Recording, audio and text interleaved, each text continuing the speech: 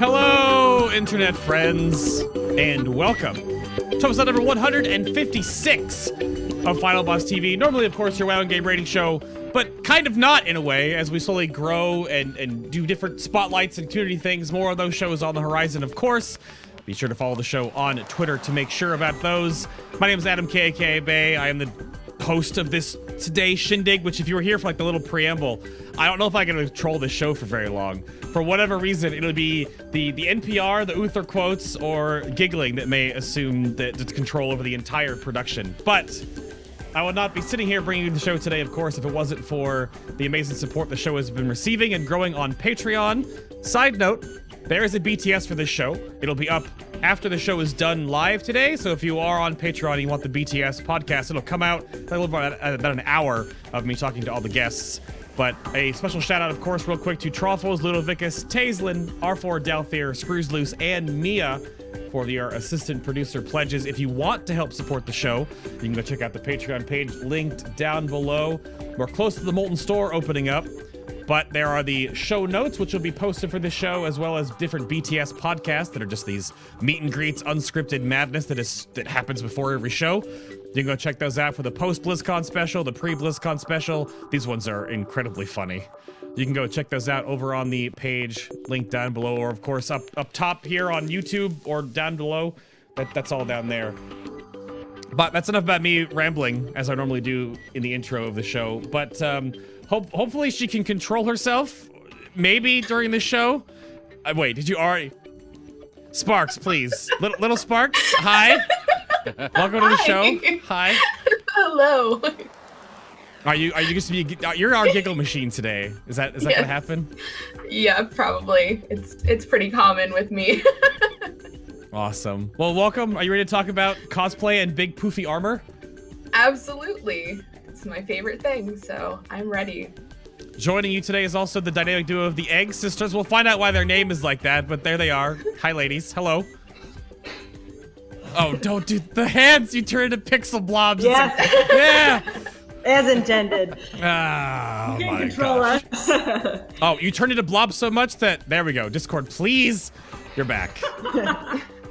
So who's doing most of the talking today? Dana or Courtney? Who's talking today? It's Oh. Dana. I've been thrown under the bus. You've been volunteered as tribute. Yes. Perfect. Yeah, I'm Dana. That's Courtney, and we're actual sisters. And Are you really Yeah. though? You're not just like you're not fake sisters. I may have been adopted. I'm not sure. Oh. As far as we know, we are actually related. Oh, okay. Very good. And then following this up with all the Uther quotes and the sultry NPR voice, there's Hoku. Welcome, sir. Hey everybody, how you doing? You got to give us something, right? Give the live audience something right now. I'm gonna kill the music here. Go. Do something? Yeah, no. No, now I'm nervous. You're me on the spot. Take a while and listen. I'm not Uther, I'm Deckard Cain. Come on. Okay, Deckard Cain works too. That's That's fine. Are you actually? Yeah, is that a spoiler? Are you letting that out of the bag right now? Yeah. That would be fun. Like a Deckard Cain Lionheart mashup. Cainheart. It would be really old Reinhardt, like with like a Cainheart. Have cane. like a worst leg, peg leg. No, stay a while and listen. Yeah. I'll be your shield. Yeah, that would have worked really well, I think. That's the thing. I don't have that in the show notes at all like that, but yeah, cosplay mashups do it. I mean, Sparkz just got done gender bending Arthas, so come on, it's a thing. You can do It's a whatever thing. you want. I will throw the mic right back over to Hoku and just introduce yourself. Who the heck are you, and what the heck do you do? I'm Hoku. I go by Hoku Props. I'm a streamer. I'm a cosplayer, prop maker, kind of all over the place. I do a lot of stuff. I make a bunch of stuff for fun. I was the winner of TwitchCon in 2016, their cosplay contest with my larger-than-life Lionheart costume. And then this last year, I was Uther Lightbringer, and I actually judged TwitchCon 2017. So, yeah, check me out. Hi. I'm going to bring your Lionheart up real quick just Okay. to show the scope. There's a whole album of this on his Facebook page, but that is you standing next to a vehicle, a Jeep, and you are that tall. Yes, I am that tall. That's actually my car. That was the submission photo for TwitchCon in 2016 when I was trying to be a finalist. So the armor was very roughly assembled for the scale of things, but I wanted the people judging to be able to see just how large it was. So I'm like, oh, let's just stand next to my car. And it's a really big car, so. Yeah, I would say so. No, it's massive, and there's a whole bunch more pictures you can check them out there. Where's the side by side? Well, there's a lot of the close-up picture. This one is really good too. That's ridiculous. All the lighting and stuff effects are just being at TwitchCon. Yeah. You know, TwitchCon is really neat. They do something similar to BlizzCon, where they actually have a lot of atmospheric lighting set up, and so under that lighting environment, Lionheart looks honestly even better than it does in real life. So like normally, yeah.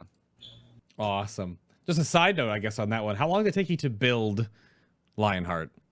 Just like So that's a good question. So TwitchCon 2016, we actually had only about 2 months to get everything assembled and submitted. What? Really? So yeah, it was definitely a hustle to get everything done. And then after announcement of who was the finalists, we had an additional 2-week period to get stuff kind of buttoned up. But everything was supposed to be done by submission. I honestly was not nearly close enough to being done. I thought that they were just gonna be like, oh no, but I guess the submissions for Larger Than Life all had that same issue, just because the time constraints were so tight that when they finally were judging, I had one of the more completed costumes. But yeah, so 2.5 months approximately. Wow. That's wild. You look at those huge costumes and you have no idea. And as we break down the show throughout this whole part, we'll eventually find out how that all works a little bit more.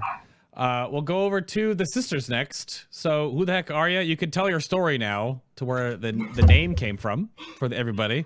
Or I guess Data can, because she's doing all the talking, right? Yeah, okay, cool. Oh boy.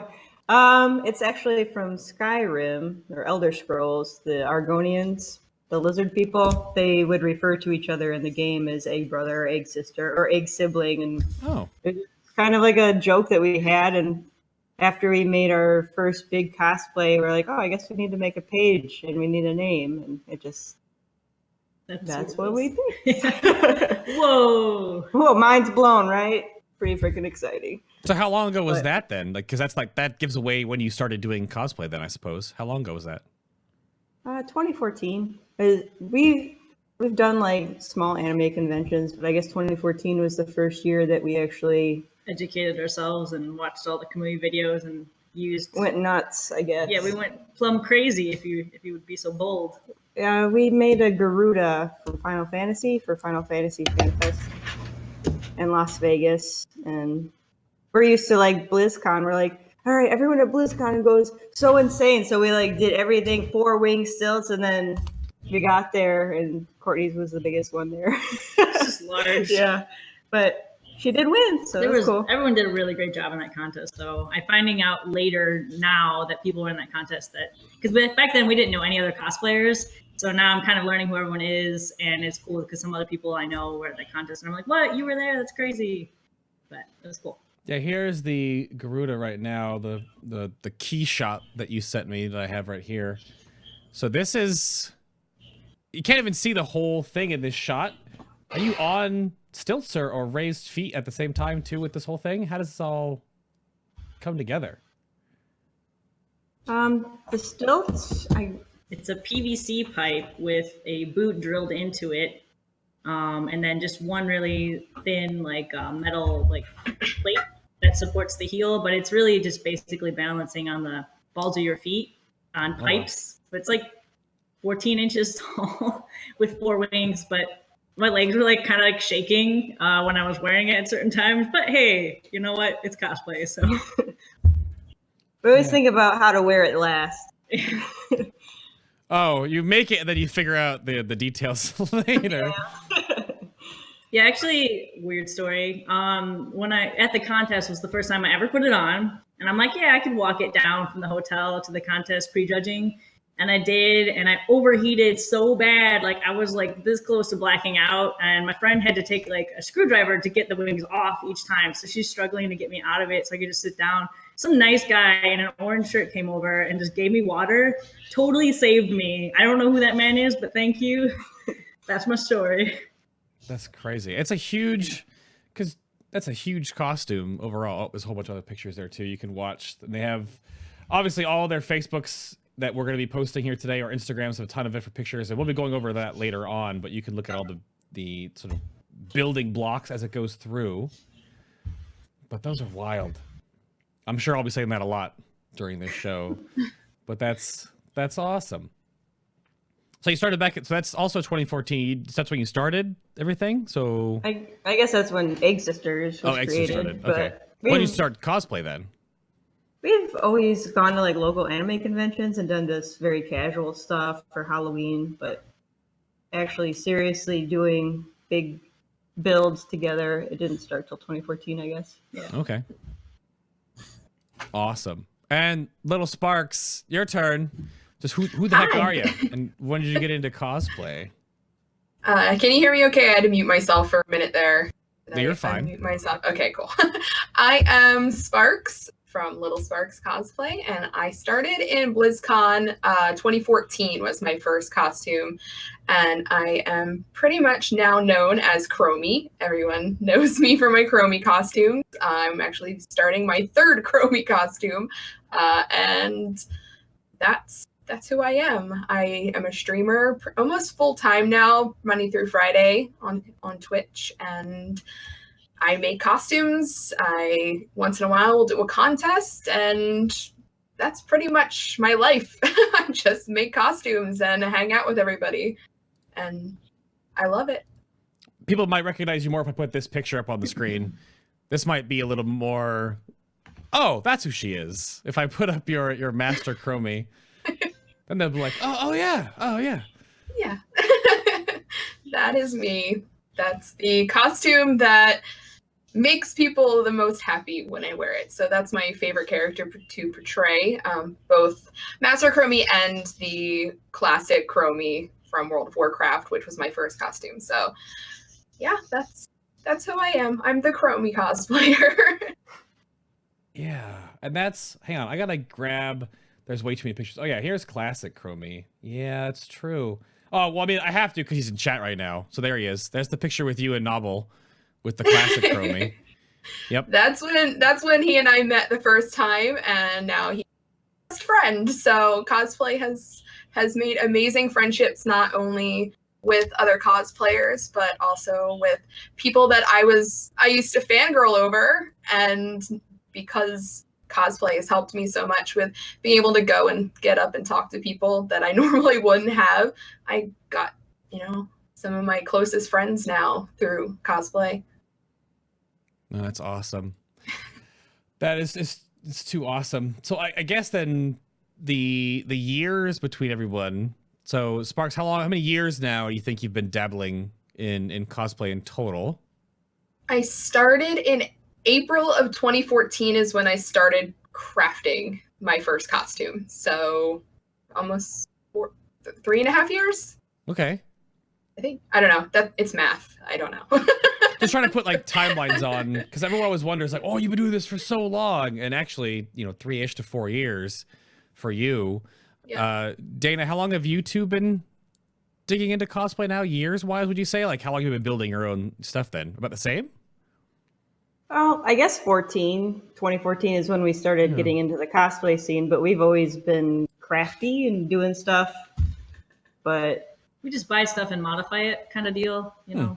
Yeah, when we were younger, we would buy parts and just change them up to make costumes. And then I guess 14 is when we actually started doing everything from scratch, or trying to.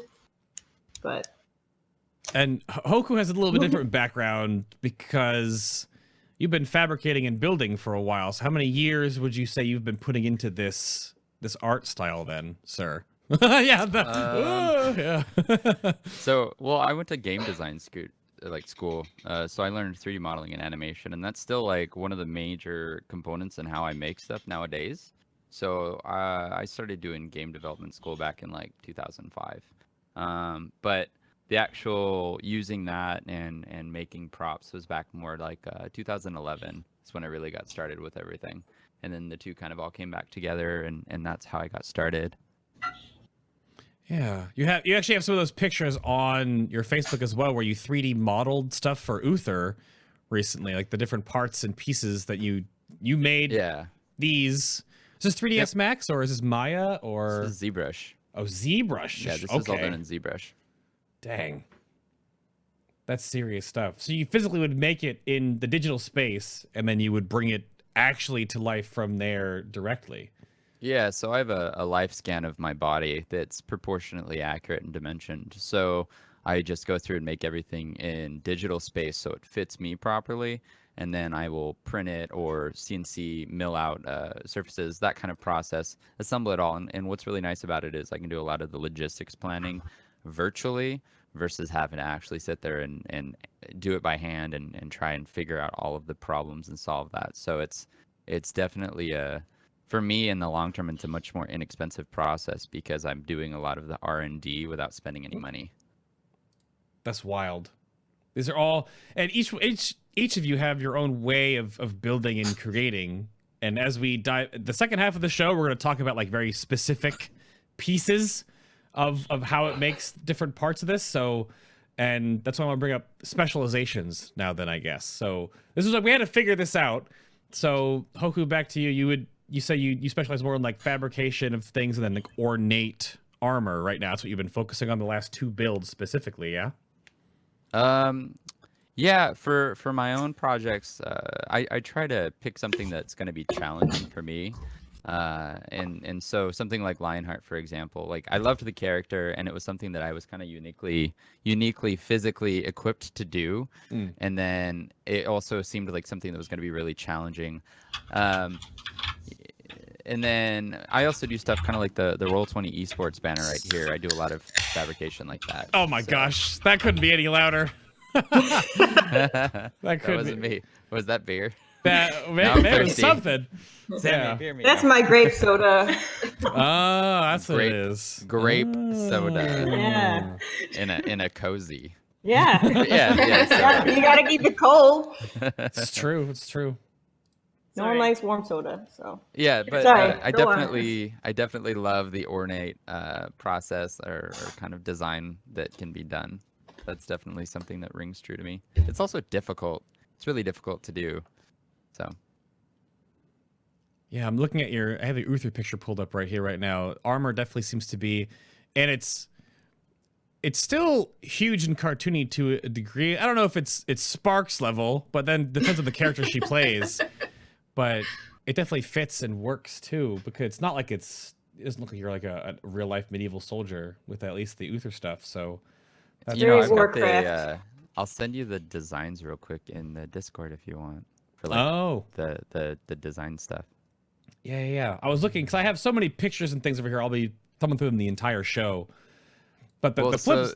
Oh, go ahead. The design of Uther was done by Zach Fisher, who does a considerable amount of concept design work for other cosplayers now, and so that Uther design is very much a custom design. It's you couldn't call it canon, but I feel like that's what it would be if it was. Right. Here, I'm putting that in chat right now.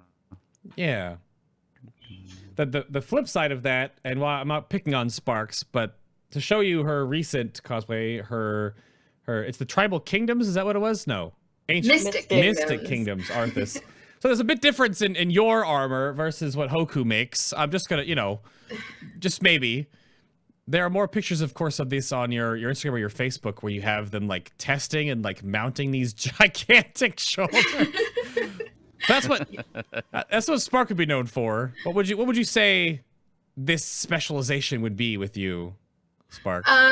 I specialize in foam armor, EVA foam, and I also specialize in keeping that cartoony pulled straight from the game style. I focus a lot on that in my paint jobs as well. So I do a lot of artificial highlights and shadows. So not only do you get the highlights and shadows from it being a three-dimensional object, but I intensify them with my paint job. And that's what gives it that looks like it's still in the video game look. Yeah. And it's just something that I really have come to love. It's a little bit harder to do on something like Chromie where the armor is metallic, but I definitely was able to dive into that really heavily with the Arthas costume. It was, the colors just worked really well. I decided to make all the gray parts like stone. So I was able to really focus on those crazy highlights and shadows and the cartoony look. And I just love keeping everything over proportioned. And I spend a lot of time with proportions, depending on the character, making sure things fit me, because I'm very short, which is great for Chromie. And when I do something like Chromie, I try to make things even bigger so that I look smaller. Okay. When I did something like Arthas, I had to kind of dial it back a little, but still keep those giant blizzard proportions, but also make it so I didn't look like a gnome, which is very hard when you're only like 5'2". So it takes a lot of trial and error getting those sizes right. It's actually a little bit under proportioned as to what, like when I did the calculations on according to my size, if I had gone exactly with the proportions that Arthur himself in the video game has, it wanted me to make my shoulders 20 inches wide, which was way too big. So I actually had to dial that back a little bit. I ended up, I think they're like 14 inches from the inner edge to the outer edge of the shoulder. So sometimes I have to play around with it a little bit to make sure that it's not like stupid crazy. But yeah, the big shoulders from Warcraft are one of my favorite things in the whole world. So I love that crazy cartoony big armor. So I'm actually kind of stepping away from that for this coming BlizzCon. I want to get into some different materials that I haven't spent a ton of time with since I've done 2 very large, heavy foam armor sets the past 2 BlizzCons. I'm going to be switching up a little. I'll have some foam stuff that I can do with it, but I'm adding a lot more fur, fabric, things like that. Some different resin casting techniques that I haven't used before. Ooh. So it should be fun. And then to follow both of you up, I'm just gonna put this picture on screen for the Egg Sisters. So you do who quoted this yesterday for me in the notes? Is it very bizarre words? It was the creaturey type non-human. Yeah.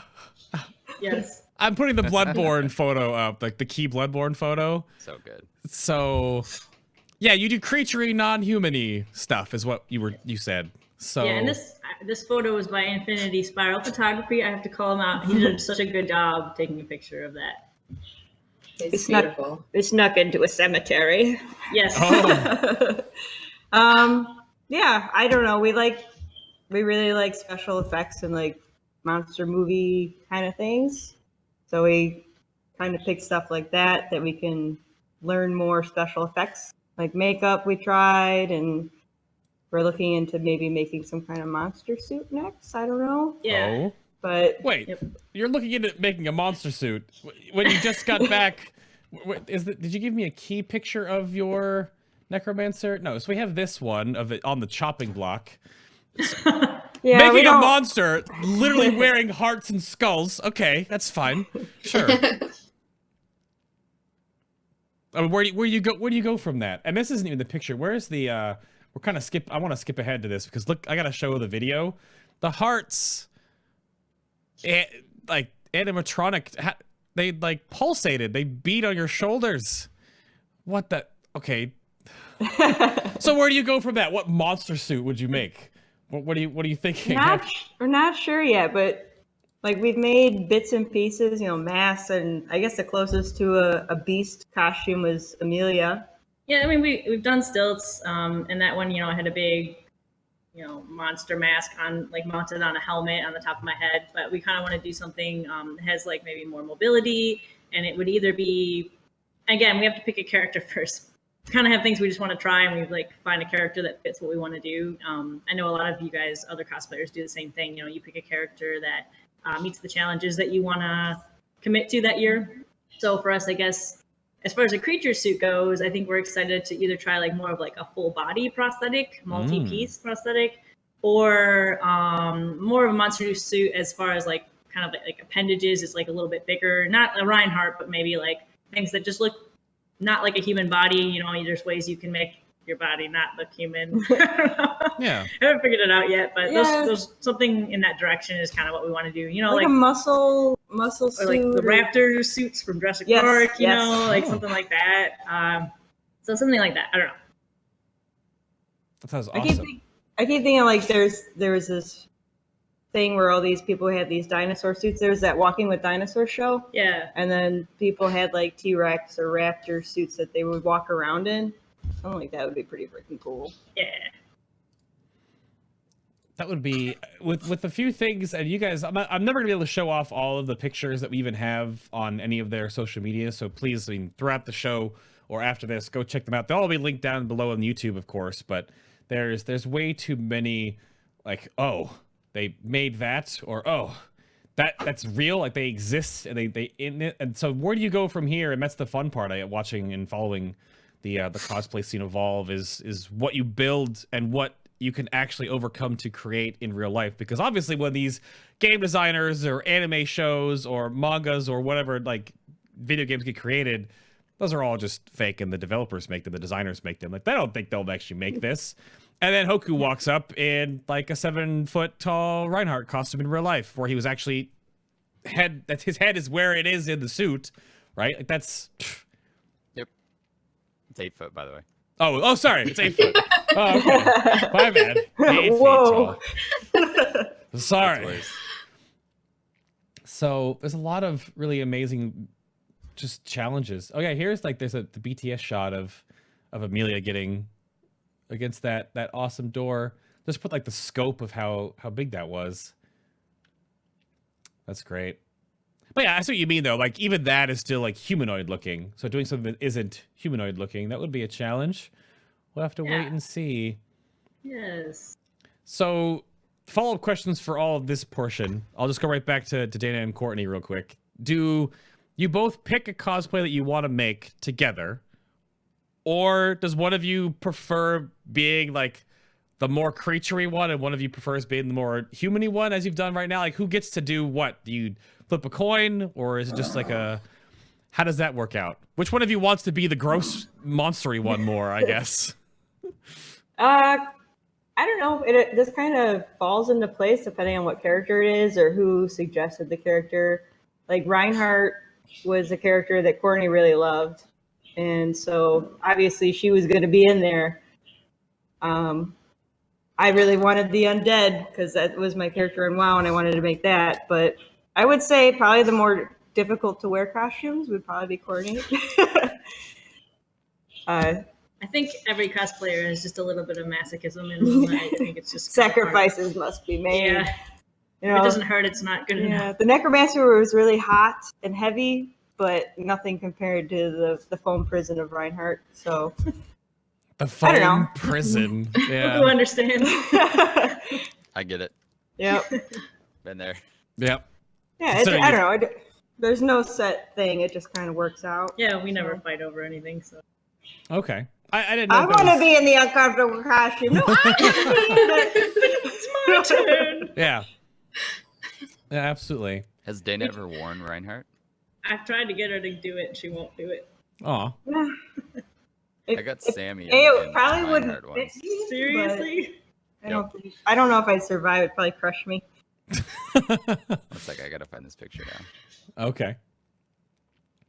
And then Sparkz, how about for you? Is there one cosplay that you can't wait to put together as you're growing and learning in different parts of like what you like to build and create or what you're testing?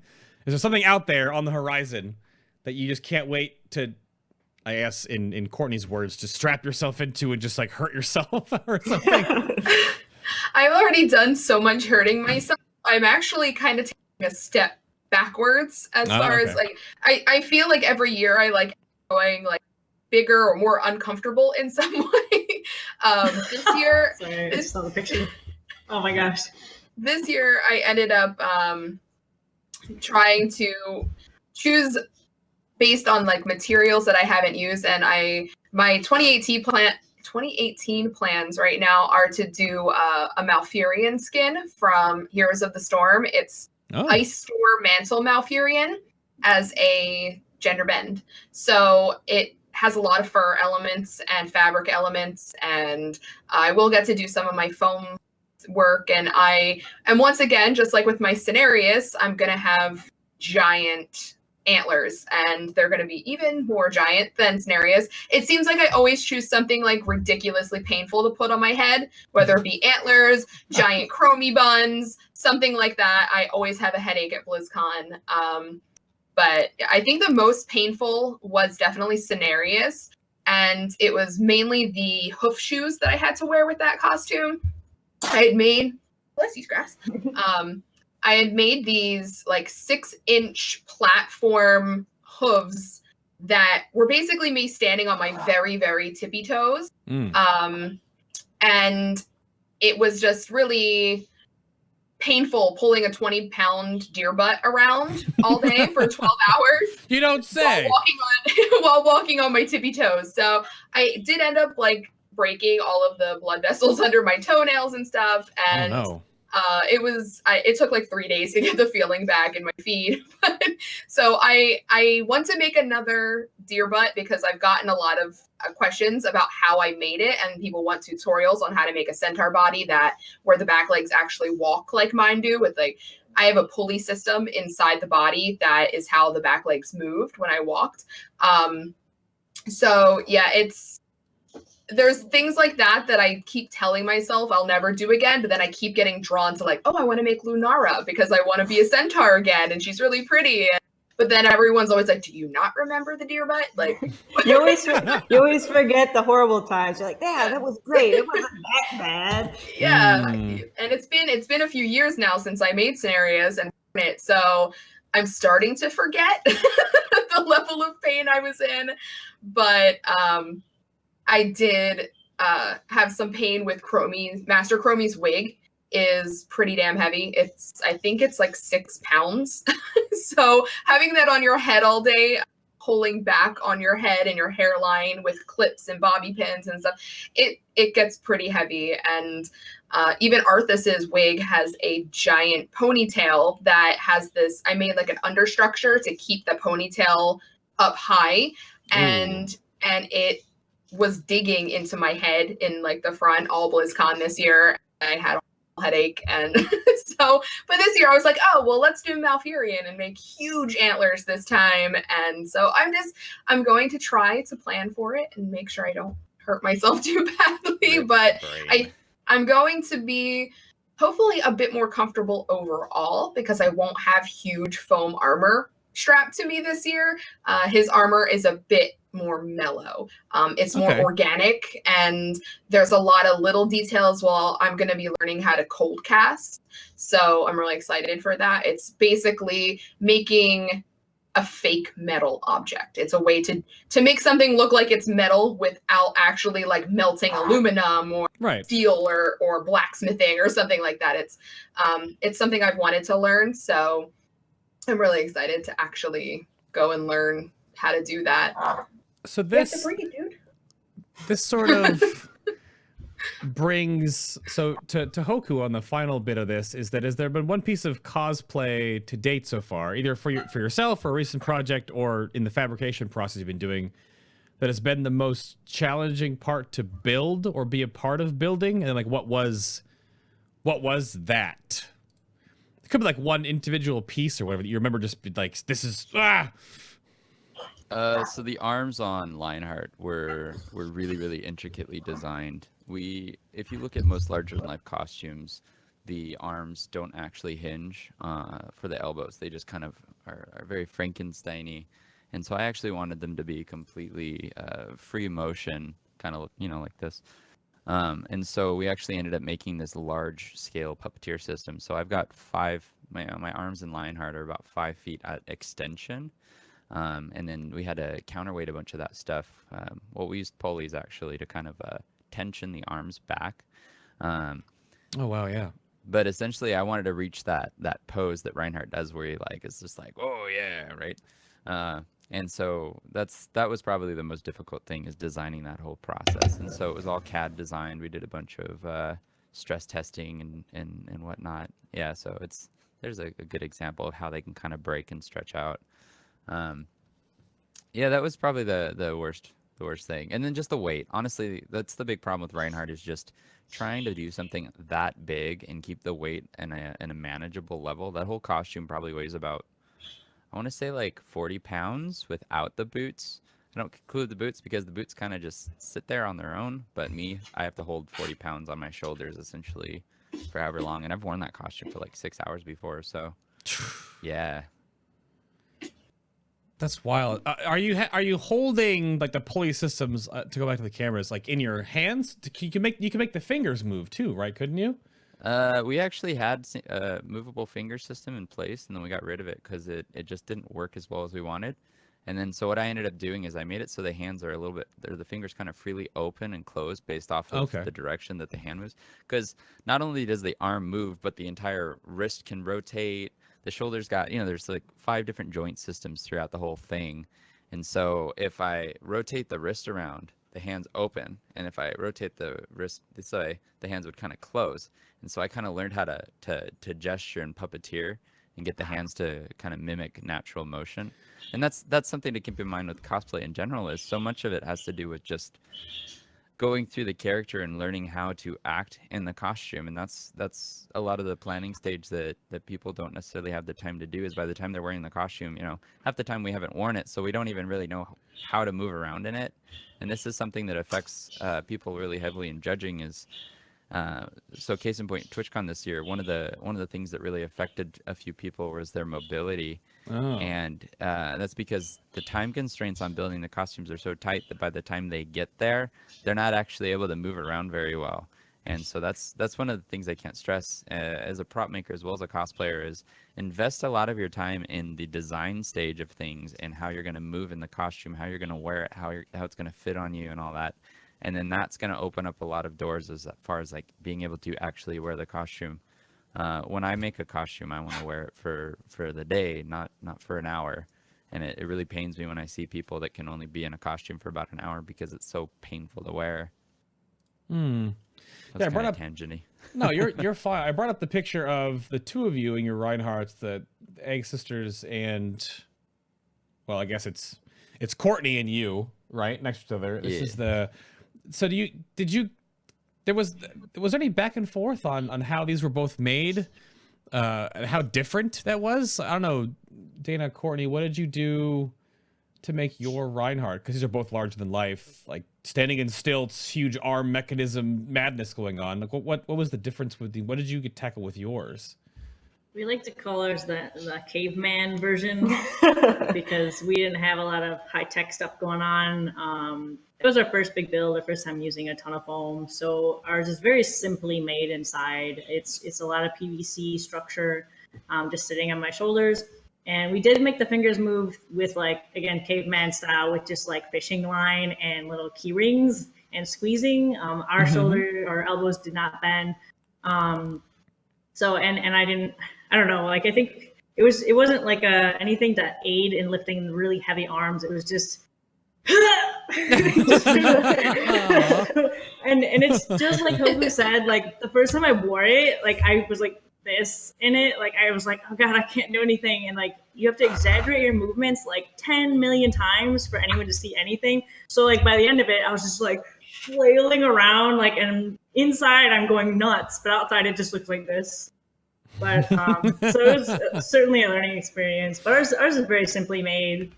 It was the first time, kind of new thing, new materials, but right, that's cool. The mobility certainly is something that we would like to improve on, and it would have been cool to talk to Hoku in advance. We were still getting to know Hoku then, so if we ever did a new build, I think we would definitely inquire with him for sure.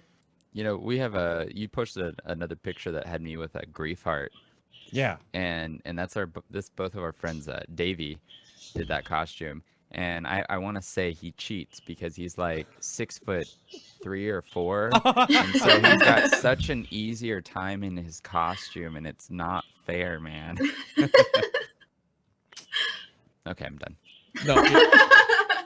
That was all. What are you like 5'4"? Yeah. Courtney's 5'4", and then Blackheart's 5'10". 7. Yeah. It's 7.5 for Blackheart, but Yeah, I don't.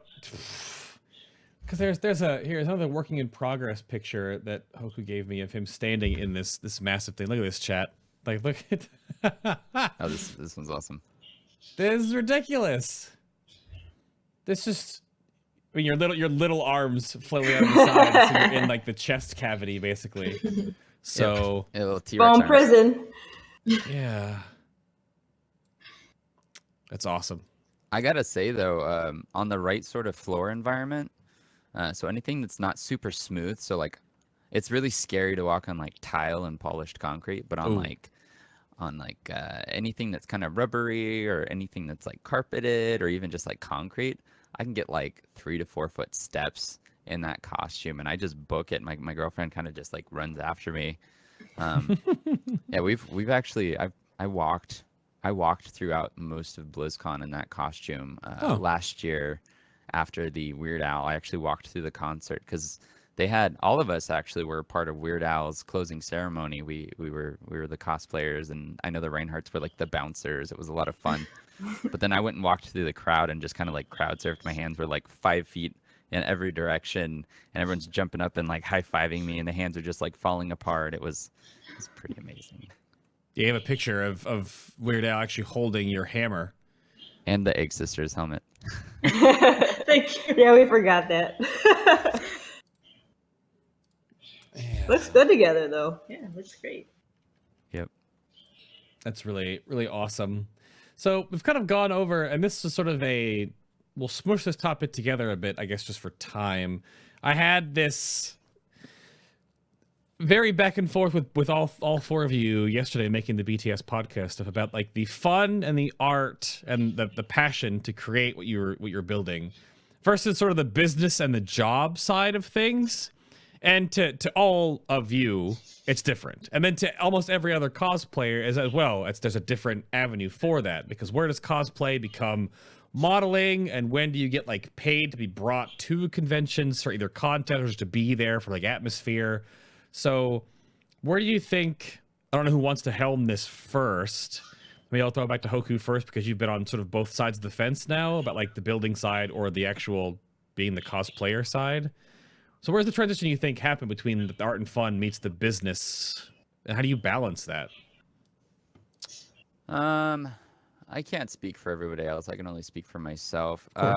You know, I started this whole thing as a business. This wasn't really fun. You know, I work primarily as what is called an industrial artist. So I have a lot of other artists come to me and ask me to fabricate things for them, whether or not that's a banner or that's a sculptural project or it's a costume or it's a wooden sign. It's really just anything. I'm very good when it comes to working with materials and how to combine them for the end result.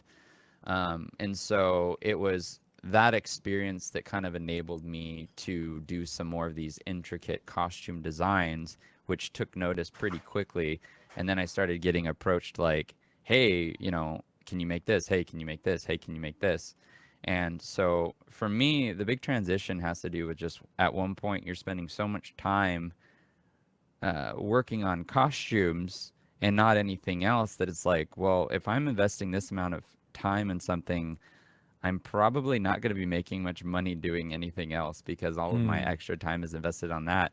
And then that's when you kind of are put in the position, especially when you're, you know, I think all of us here are in this unique position right now where people are really starting to take notice of what we're doing, and they're encouraging us to grow, and they're encouraging us to just keep the direction that we're going. We're positioned now to actually be successful in what we're doing, and that's always the hard part, is gaining that positioning. And so that's what I'm doing. You know, I'm at the point now, it's like, okay, I want to start doing more video tutorials and helping people out. You know, I have this philosophy that I teach, by the way, I teach what I do at a vocational school. So through that teaching process, I've learned that by spreading the knowledge that I've got and garnered over the years, people are going to go out and experiment with those techniques that I teach them.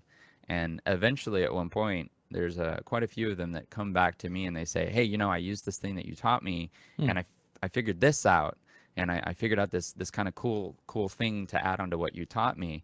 And so what that's done is that gives me the ability to learn from them. And there's kind of this exponential growth that happens. And it's this really amazing, really beautiful thing that happens. And I think, like I said earlier, that's something that we're all kind of experiencing and trying to really foster in the cosplay community.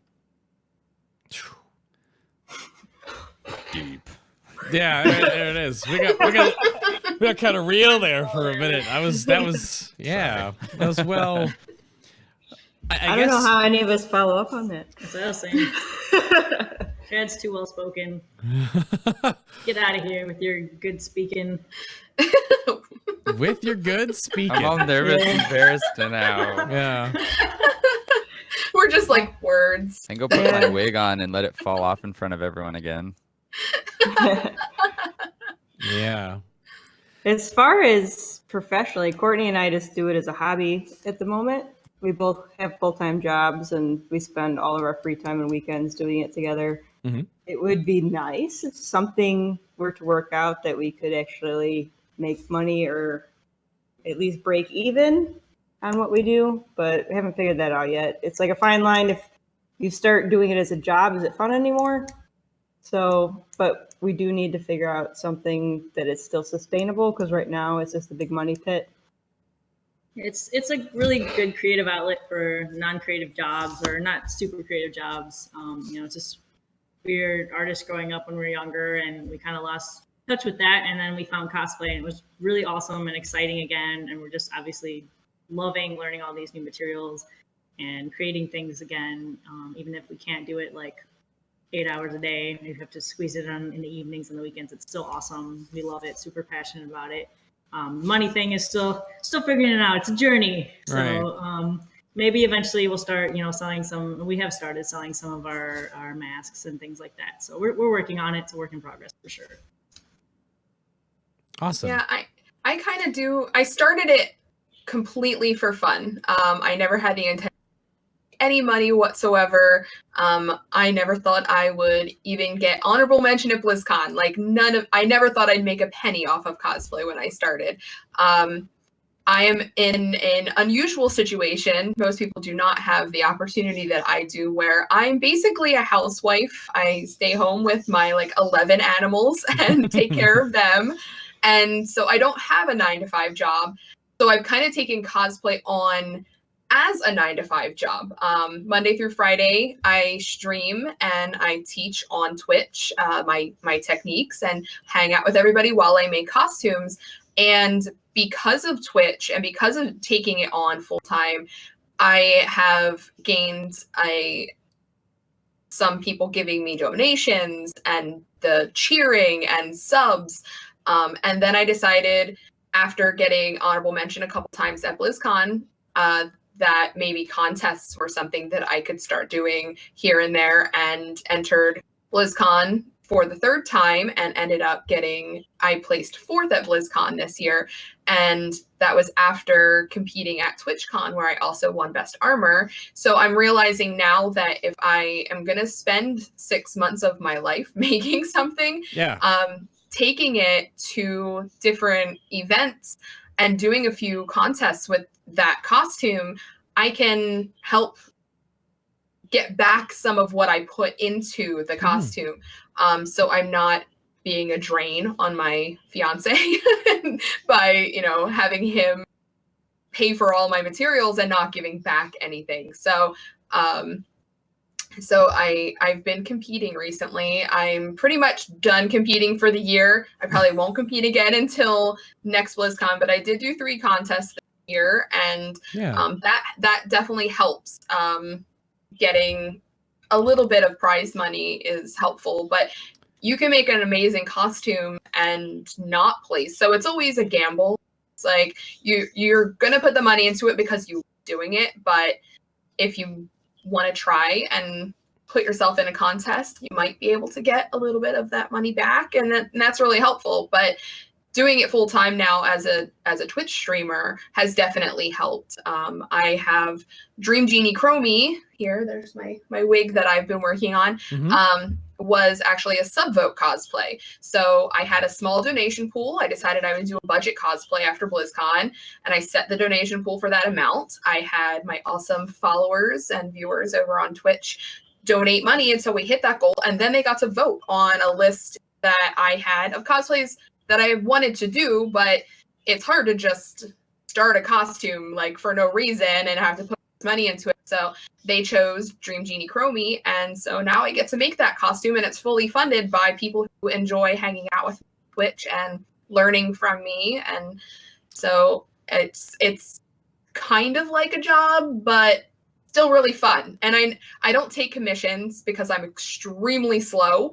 Even though I do craft every single day, it takes me forever to make anything. So I'd have to charge like so much money to be able to like make commissions. I'm so slow. I think because I'm OCD and I have to be like super tedious with stuff. It's really hard to part with those things after I've spent so much time on them. Like I call myself a selfish cosplayer, because if I'm going to spend all that time, I'm keeping it. I want to wear it myself. It's like, I don't want to sell it or give it to somebody else.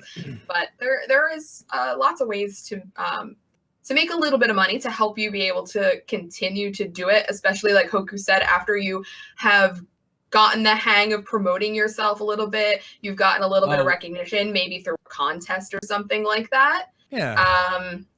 It's a little bit easier to get that little bit of money through streaming or maybe selling prints, because you have a little bit of a follower base who might be interested in buying that kind of stuff. So there's lots of ways to help the monetary kick in the butt that you get when you make a big costume. Yeah, between the four of you and the three different like sides of how this comes together, it's interesting to hear three totally different, not business approaches, but how you deal with and how you approach that sort of thing, because everyone is doing this in a different way, I'm sure. Not everyone's doing the same way. So no, that's awesome to hear about, for sure. There was a bit of that at the tail end that I think Hoku said this best when we were talking about it yesterday, that sort of is like this unspoken rule with contests right now, though, and everything.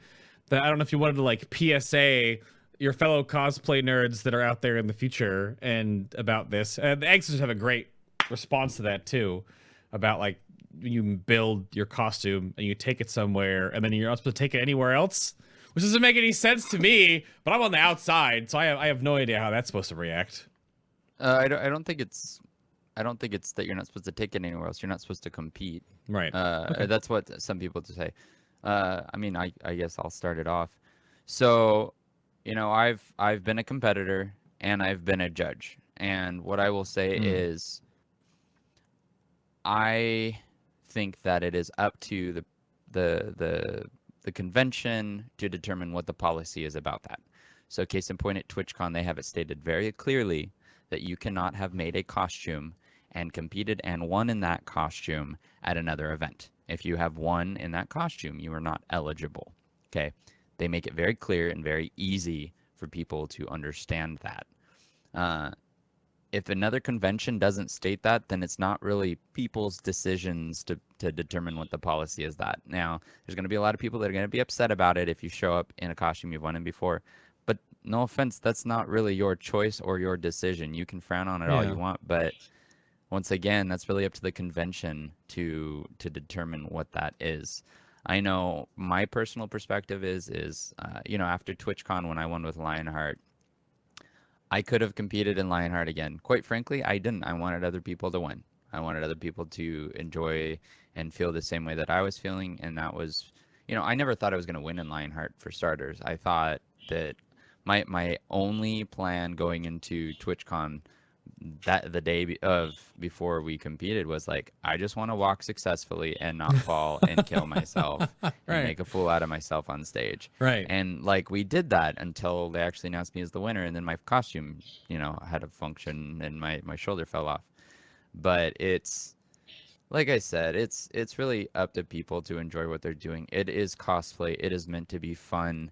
And that's really what it boils down to. When people are getting all like drama bomb and annoying about that kind of stuff, it just fouls the entire community. And no one wants that. That's super unfortunate.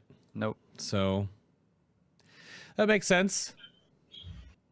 Did either of you have anything else to add to that? I think before we move on, I want to get into like how you do all this and break this stuff down in the day in the life of the cosplay artist. So I don't want to dwell on this topic too long. No, we agree with Hoku. I mean, even Sparkz reached out to us about competing twice, and we're like, go for it. Like, it's if you want. Spent all this time making it, yeah, and you have a chance to actually maybe make some money or take the edge off of how much you spent on it. You spent a whole freaking year making it, Yeah. You can't just do one and done. People are always going to be upset about whoever wins. That's just how it is. And that's okay. I mean, I think it's good to try and check yourself and just be happy for the people that won. I think the cosplay community is pretty friendly and we care about each other. And I think it's best to just, be happy for the person that won. And there's always next year. Just keep trying. Yeah, and like I was very concerned because I know that people do have those opinions. A lot of people don't like if you compete in the costume that you had won a prize in. Some people are more specific, like if you win the grand prize at something, you should retire the costume and not compete. But if you've got fourth place, then it's okay. Like some people are like, people just want to have their opinions and things like that. I made Arthas for BlizzCon. That was the purpose of that costume. Right. And I was not planning on going to TwitchCon. It wasn't something I had in my schedule for the year. I was planning on streaming all of the progress on Twitch. And when Hoku saw that I was doing that anyway, he was like, why aren't you entering TwitchCon? And, I thought about it and thought about it and thought about it for a long time. So I have this, I love revealing things at BlizzCon. I was afraid that if people saw it at TwitchCon, they wouldn't be as excited to see it at BlizzCon. But after some time and realizing that TwitchCon does help pay for you to go if you get accepted, so it wasn't going to be like a crap ton of money out of my pocket just to go to this convention that I normally wouldn't have attended anyway, I decided to go. And TwitchCon does have a, like Hoku mentioned, BlizzCon does not have that rule. Their rule is that you can't have competed at BlizzCon in that costume. You can compete at another contest just fine. So if I had done the two in reverse, it would have been a different story. I wouldn't have been eligible to do TwitchCon if I had won at BlizzCon first. I see. Okay. So BlizzCon doesn't have the same rule. So I was fine to do both of those contests. But after BlizzCon, because I won the armor category at TwitchCon, which, it's always a gamble when you enter a contest. You can't expect to win. The judges are different in every contest. The judges look for different things. They might specialize in different things. They might, I might have a crazy pro foam armor sculptor as a judge at a contest who looks at my stuff and goes, oh, they did this wrong and then this should have been cleaner and, all these things because they know about that material so well. But, and so they might knock points off because they see things that judges at another contest didn't see. So, like the judging between TwitchCon and BlizzCon is extremely different. TwitchCon, Hoku and Vert Vixen and the other judges were extremely thorough because there was only 20 contestants, so they had a little bit of extra time. Vert Vixen was literally on the floor crawling around examining like my sword and shoes. Like they were flipping hems, they were poking things. Like it was very, very different than what I was ever used to because I had only competed at BlizzCon and then at a local convention here in Arizona. And so I was not expecting that.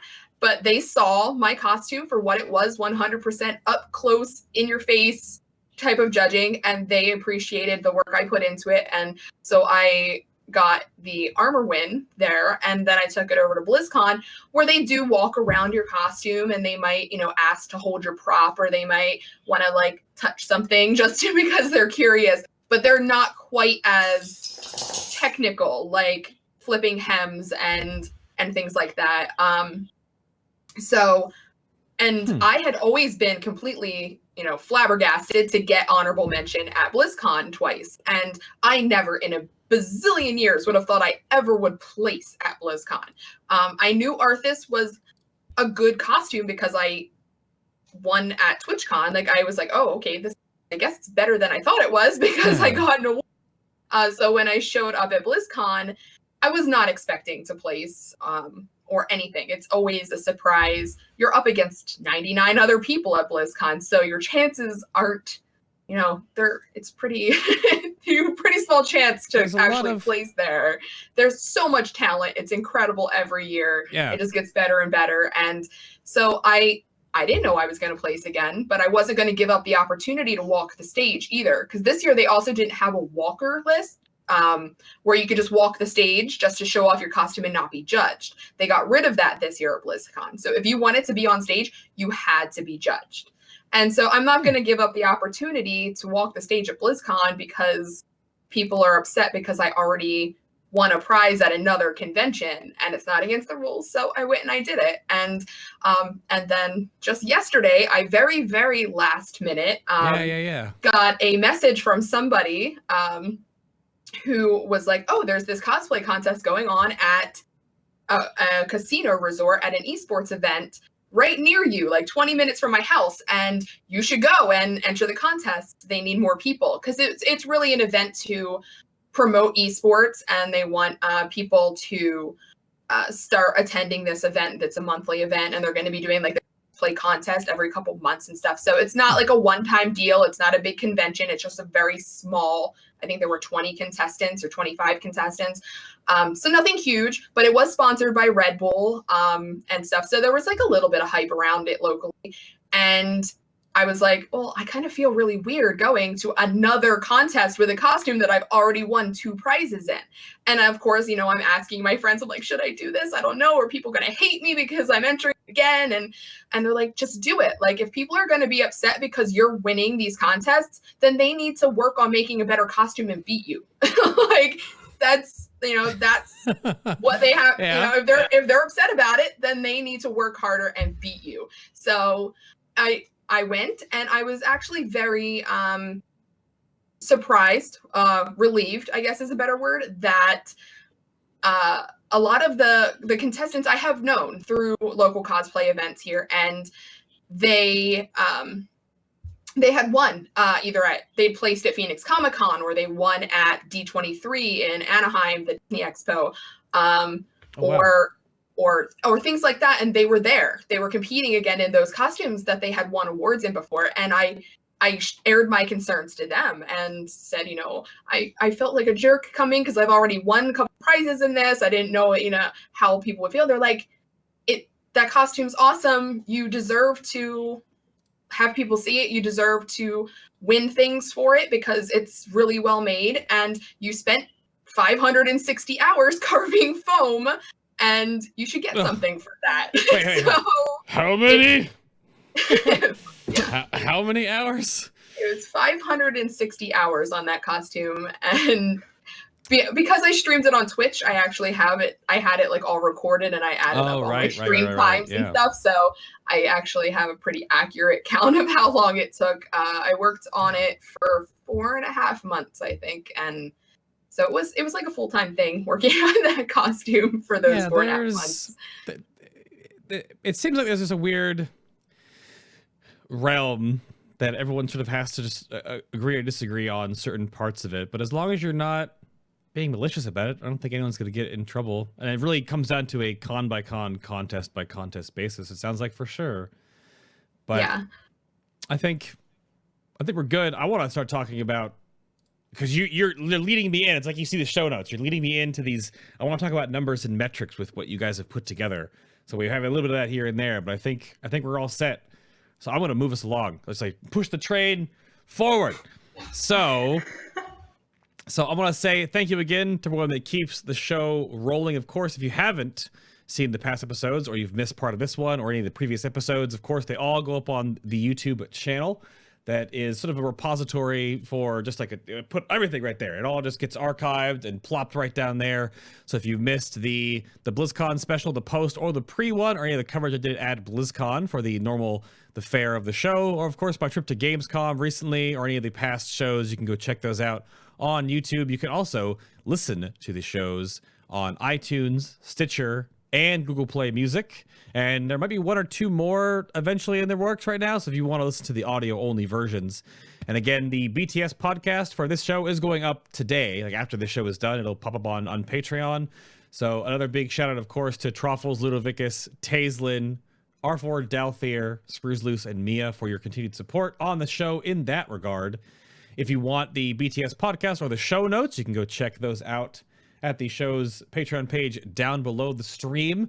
We're also really close to unlocking the Molten store, where you get a ton of free stuff. And my manager Zillions and I have done a huge rework that'll be launching probably within the next week, 2 Patreon in total, which has some physical things from me. Or if you want physical things from the show, there's also the artists that I've worked with that have made official apparel for Final Boss TV, either from the World First shows or my face all over an entire print. This is a all over print of my new key art. If you want my face all over your body, that's up to you. No kink shaming, but you can go check those out. These are all by different artists that I've worked with. I'm wearing the new Epic Medallion right now, but the support for this kind of stuff makes me able to keep working with other artists in our little realm of the world to keep putting these together, like the Fabelina shirts and everything else, Teutron's art. Those are all right down below. So again, thank you for the support for the show, keeping it going. Future shows coming up right now. We have kind of a wishy-washy week of a few shows because of the holiday times coming up. Like there won't be a Christmas show or a New Year's show. Most likely there'll be like a stream and things like that. But there'll be like an end of the year special like I normally do, and then there'll be a solo show with me, and then I have a couple more community ones that are coming up. And then those that are wondering about the recap shows, I want to do like Mage, Warlock, Hunter, and Rogue. Maybe a few others, maybe a tank or healer one for World of Warcraft, the main focus of the show normally. But those are not until 2018, most likely. But again, follow the show on Twitter, right down below at FinalBossTV for all those updates as we put them together. So I want to start right off the bat on the second half here, and I want to... There are resources out there that I'm sure that you all dive into. Is there anything specifically that you want to make sure people are aware of? Like plugging this website, or is there a Discord for the cosplay community out there, or are there... What resources would you like to give out to everyone and put it in sort of like an open format there? I don't know who has off the top of your head, or which ones you use frequently. Obviously, if you need props made, just talk to Hoku. Man, he's right there. He's right there. As far as a BlizzCon-centric community, there is a Facebook group that is specifically for BlizzCon cosplayers. It's extremely helpful. I joined it before I made my first Chromie costume for BlizzCon 2014, and if it wasn't for that group, I would probably not have finished. I probably would have made something horrible and threw it in the trash. But it is only for cosplayers. It's not a fan page, and I am the admin of that page. It's called BlizzCon Cosplay Discussion. And you have to answer. There will be a little pop-up. There'll be 3 questions that you have to answer, or I will just deny you and you go your way. But it's basically to make sure that you really are planning on attending BlizzCon if you are able to get tickets, and that you have put some thought into what you might want to make. But yeah, we all post progress threads of our projects throughout the year, and it's a great place to ask questions. As far as like where to learn different skills, YouTube is probably the best place ever to learn anything from how to use a sewing machine to how to make arm foam, whatever. YouTube is amazing. Well, are there any specific YouTubers, content creators in the cosplay realm, YouTube specifically, that focus on these sort of tricks Yeah, you guys have learned? As a foam specialist, I highly recommend Evil Ted and Punished Props.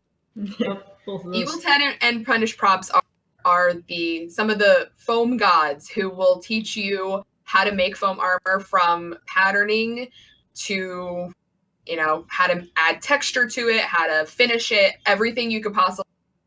They have amazing YouTube channels. They also both stream on Twitch regularly, and they are really, really amazing. So you have Evil Ted, and who was the other one? Punished Props. Punished Props. Oh, these are names. Yeah, you guys were telling me that I need to get a follow-up show to this with other folks on the show. Yeah, they're amazing. They do venture into. Punished Props has been making a lot of 3D printed stuff. Also, both are known for manipulating pre-made toy weapons, and recently have been making some really cool stuff by taking basically water pistols and stuff that you get at the toy store and refinishing them, adding things, and they make these weapons that it could have been from Fallout or any of these video games that have gun type weapons, but they repaint them and they add stuff, and they'll add 3D printed elements and stuff to them to make them crazy looking weapons. So they definitely do venture into other materials, but they're both very nice and very, very helpful, and they just want people to make cool stuff. And that's how I've been getting with cosplay. I want to start helping people by making tutorials. I have yet to be able to really do it, but I want to start being able to help people like they helped me when I was getting started. Oh, I'm looking at this. Punished Props. That was the Probius. Yes. People. Yep. Okay. They made the Probius this year. The small Probius. The big yellow one was done, I think, by a big company. Right. But they made the smaller scale one that zipped around real fast, and it was adorable. Awesome.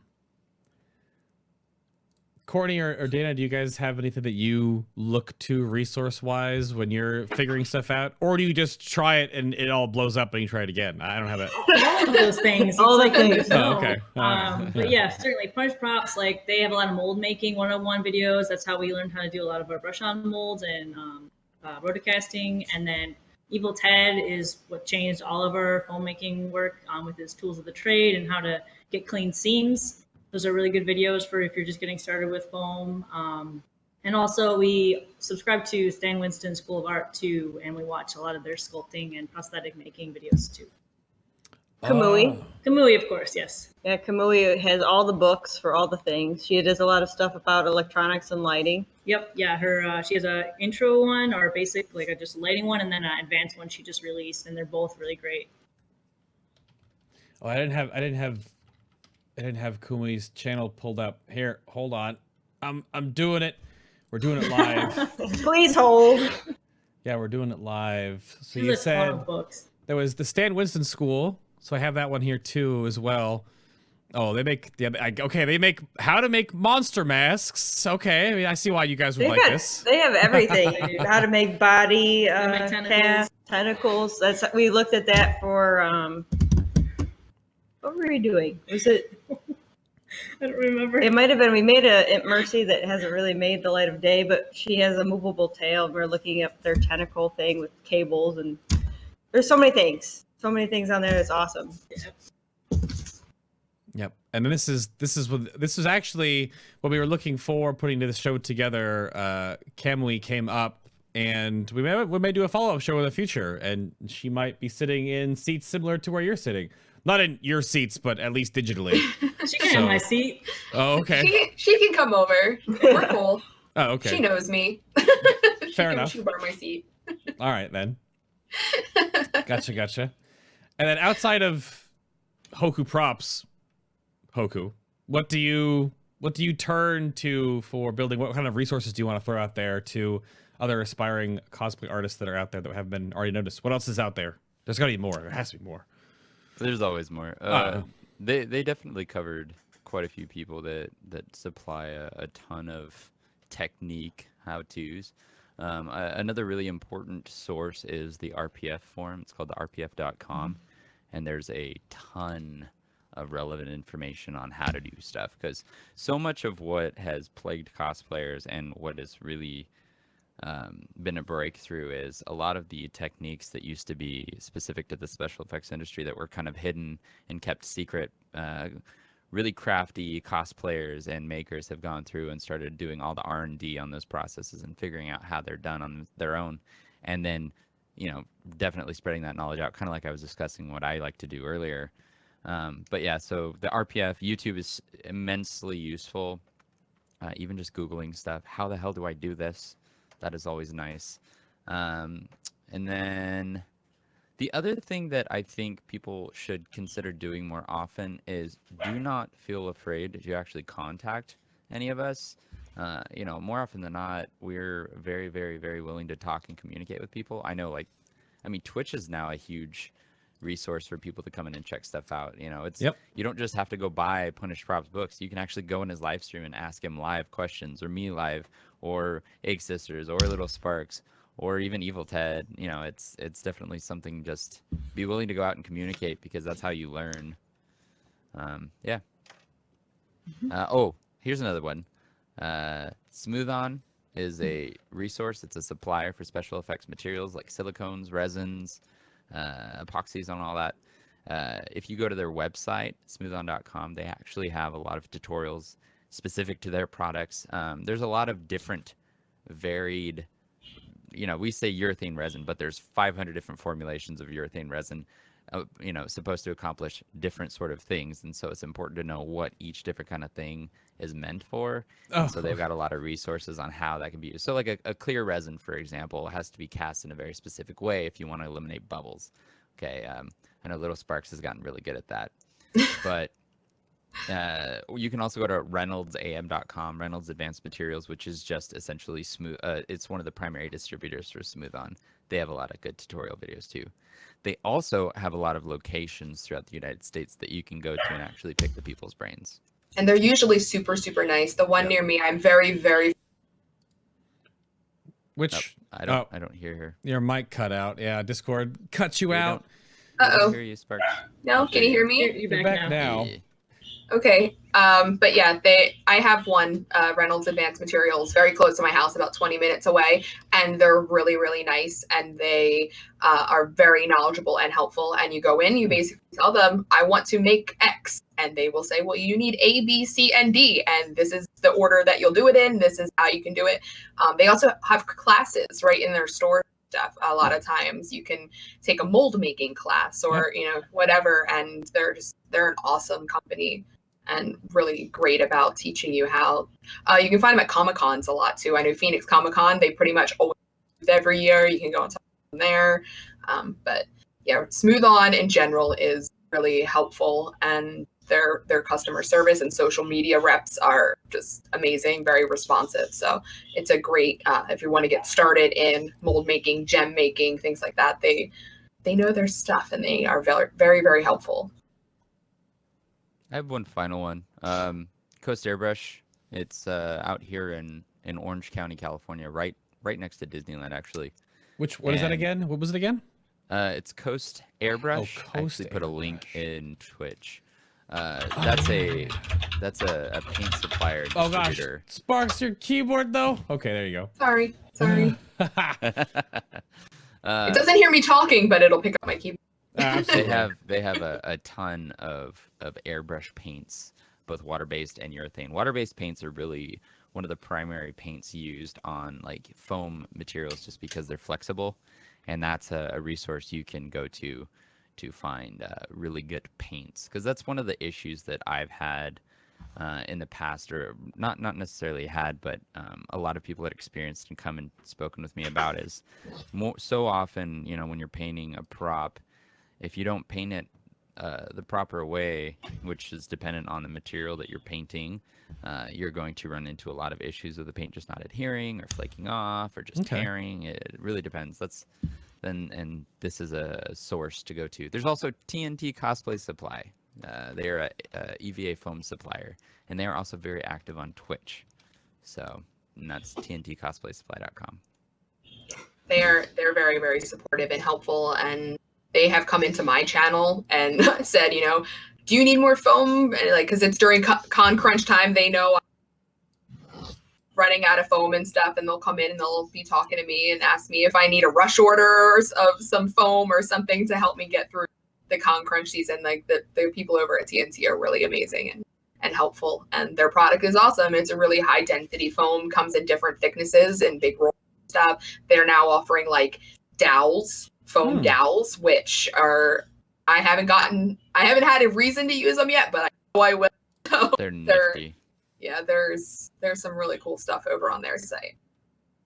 Awesome. That's a whole bunch of things. Because I had written here in the notes. So there's resources now with 3D printing as well that you guys dabble in.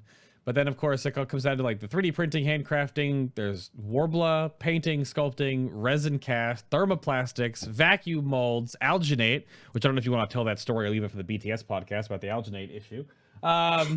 LED lights too, and all these different pieces of the puzzles that all come together.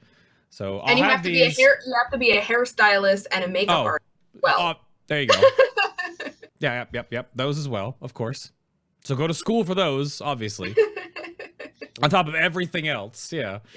So I'm sure a lot of those. There's a lot of trial and error involved, I imagine, right? Yes.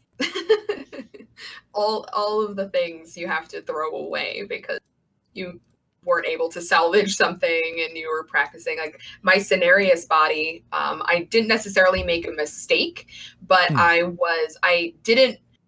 I first made the frame, I used a certain size wood beams, and I had only designed it so that the back legs would hinge at the hip joint. Okay. And I had the whole wood frame made. I had done my test walking around my backyard and stuff, and I knew I could do better. I knew I could make a more realistic step motion. I knew I could make it sturdy.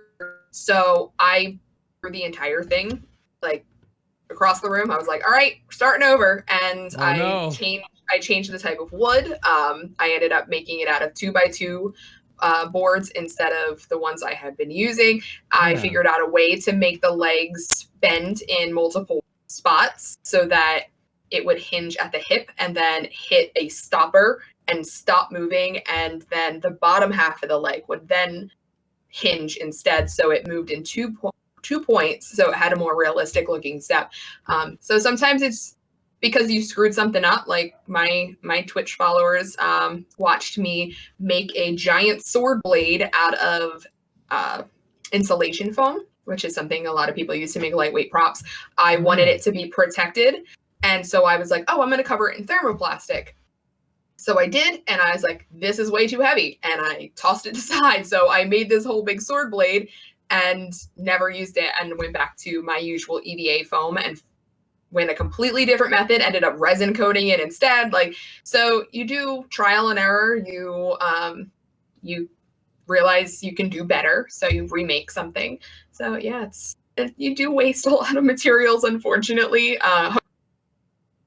He is great with the 3D modeling and stuff, and he can get a lot of those things worked out ahead of time. But I know, like, even in 3D printing, somebody will 3D print something and it'll go wrong and you have to reprint it. So there's always some sort of mistakes and learning and knowing you can do something better. So with 3D printing is one thing. I gotta bring up this, if it'll load. You could do it, Google Drive. Maybe it won't do it. I brought up vacuum forming because Hoku has a video, and it's amazing to watch this. You have this at like your prop shop, right? This is all your stuff.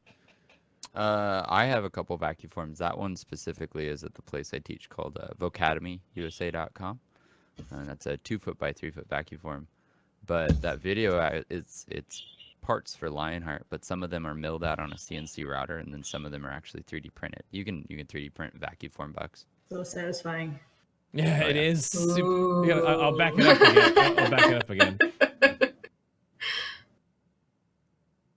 Rub it.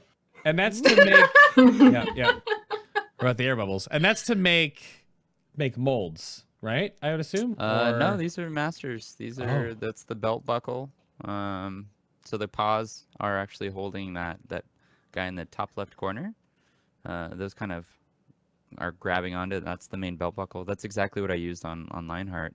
That's Oh, also wow. the same way that I did the line on the chest and the line on the shoulders. So it's a repeatable process if you need multiple copies of the same thing. And then what it also is it's hollow, so it's drastically lighter. So those Huh. those paws maybe weigh like 2 ounces each, not even that. It's when you're working with Lionheart or Reinhardt, the big issue you're running into is weight, right? And so the easiest way to eliminate weight is to take 90% of the material out of it and just take the shape that you need, and vacuum forming is a way to do that.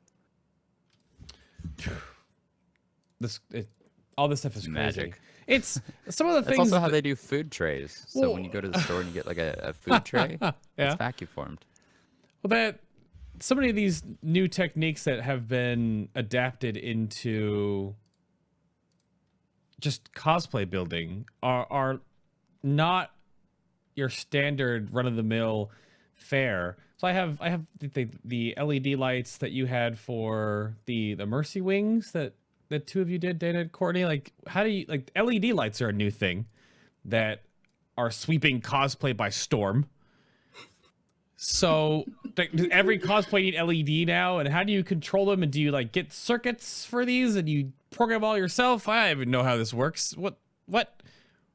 Yeah, you can get. I mean, a lot of people, you could just get single LEDs and you can just power them with a battery and an on-off switch. Or if you want a more programmed effect like these, you can get some sort of microcontroller like a Trinket Pro or Uno. And Adafruit has a lot of that stuff. That's another plug. They sell a lot of basic electronics. And if you want to get started, the Kamui Advanced Cosplay book will tell you which things you should buy. But for the wings, it's just RGB LED strips that you can program any color you want, and Okay. you can put some sort of like animation on there as well. What was the LED site again? Adafruit? ADAFRUIT. Yeah.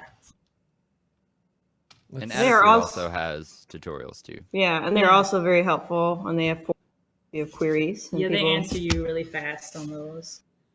Okay. Yeah, Adafruit, different like little plugs and circuits and yeah, there's different types of interesting. I think they even have like a monthly box where they'll send you like a kit where you can program things. Yeah, Arduino is like an open source software, and everyone shares their code, and they have a lot of great forums as well. They answer all your questions too. Oh, so their LED page is 280 plus items. So okay, I'm not gonna scroll this whole thing, chat. All right, but All this the is- things. all the things. Wow. All right. That's really cool. I'm just opening up other things we can look at and talk about here. So I guess a side question is, I guess like Sparkz went over this earlier and how she's like changing how she's deciding on builds and moving forward and integrating that into her little style. Do Dana or Courtney, I guess Dana, just doing all the talking, most of the talking. Where do you go from? You talked about earlier about the monster you're picking. Do you have just different games or sources or shows or anything that you're picking from? I guess how people wanted to ask, one of the questions that came up in my Discord that I wanted to ask you is, how do you lock in a build? Because I'm not going to ask Sparkz this because she wanted this on a stream yesterday and she can't because she may even work on this Chromie and then like 3 months from now she'll do something else. So that's terrible. But because the creative like juices keep flowing in their direction, or they want to go to this and go to that. But how do you, when you lock in something that's a huge build project, like if you might make this crazy monster soon, what do you think about when you're building this huge thing? Is there like, because in my mind, as a film nerd, I'm thinking there's like budget sheets and time management and like due dates and all this other stuff. But you just kind of go with what you know or what you want to try or what you want to like challenge yourself to make. Yeah, we have like a private Facebook group where we find stuff that are characters or techniques and we just throw it in there. So we have ideas, I guess we don't know what project we're going to do until we know. Somehow we just are like, all right, this is it. We're going to do it. Yeah, it's almost always video game based, and I'm pretty sure we're going to shoot for a Blizzard costume again this coming year.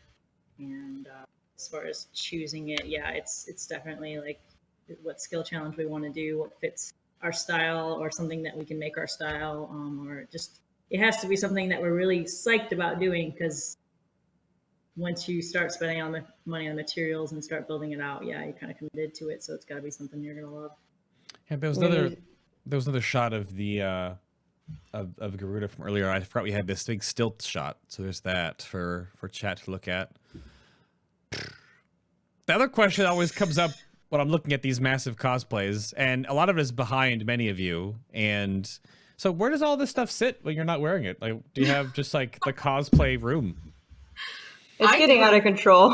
Yeah, I think we all kind of have like a cosplay room, but it just at some point you have to find something else to do with like all these pieces, especially if you do like large things, like large armor and stuff. I have this room here that has this new shelf behind me that I've been able to start stacking things on, and then I also have a small walk-in closet. But things like Cenarius's deer butt, I can't fit that in here, so that went in my attic, and it just kind of got like tossed to the side. So I have, for the past 2 years, I haven't seen it. I don't know what kind of shape it's in. I don't know if rats ate it. I have no idea what's going on with that. So I do have some cosplay pieces that I'm like, I'll probably never wear this again. They didn't hold up real well after wearing it at a convention or something, and are at a point where like I will probably just toss them because they're just taking up space. You have to, some people sell their stuff, but I like to keep as much as I can in case I want to piece it together for something else later. Like I have worn all of Cenarius except for the centaur body at Phoenix Comic-Con a couple summers ago. Okay. I made the tier 18 druid skirt. So I was able to kind of like revamp it. So it wasn't necessarily a specific character, but it had a lot of the elements from World of Warcraft. From the upper body was all my Cenarius pieces, and then the lower body was a druid skirt that I pulled from game and recreated. So you can sometimes reuse pieces and stuff, so you might not want to get rid of them. I know some people even get storage units to keep stuff in, so there's some options, but if you have a tiny apartment, you might have to make smaller costumes. Yeah, there's huge. I'm looking over here too. I'll go back over to Hoku on this. You have this. One of the images you gave me about crafting all the armor you did for Uther, and so these are all the different pieces. This is not all the pieces in this one shot. I don't think it could be. Most of them. Most of them. Yeah, it's most of them. The only pieces that are missing are actually the It's the understructure. That's just the armor, though. Yeah. Because you can see most of all of it when you're wearing it here. Yeah. So was there actually like real leather work that was made too for the? Yeah. The whole costume is actually. So my big thing and my big pet peeve is, and it's something we kind of touched on earlier, is if you build a costume, you need to be able to wear it. And what I mean by that is you need to be able to move, you need to be able to walk around, you need to be able to communicate and talk and all that. And it's something that, you know, if it's such a big pet peeve for me, I need to make sure that that's what I address mostly. So underneath this whole thing is actually a full leather harness. So it's a... Hell, I can just show you one sec. Oh, you actually have... Okay. Just grab it. It's right behind you. That's true, yeah. Oh, like... Okay. Uh-oh. Is Discord not letting you talk, or did you hit something? Probably Discord. Oh, no, I have push to talk, so you don't hear the dog barking. So on the back side of this, you might be able to see a little bit. There's an entire leather harness, and everything fastens to it with buckles. It's really easy to put on and off, and then you can also tighten stuff up, and you can adjust it, and you can cinch stuff up and whatnot.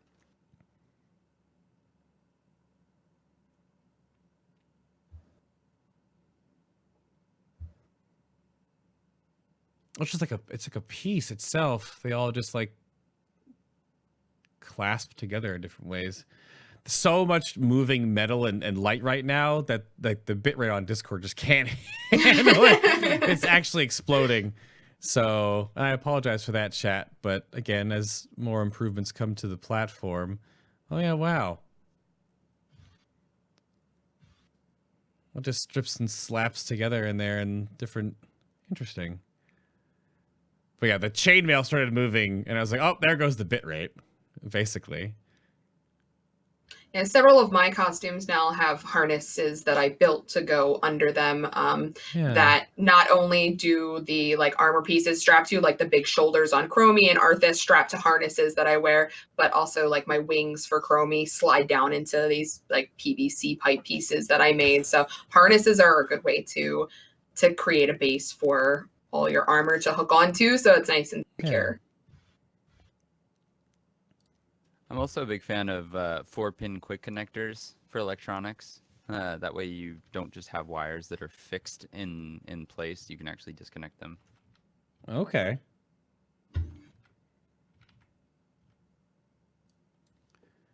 There's so many little just parts. Yeah, and the whole pieces. costume kind of can come apart from every sub piece and sub component.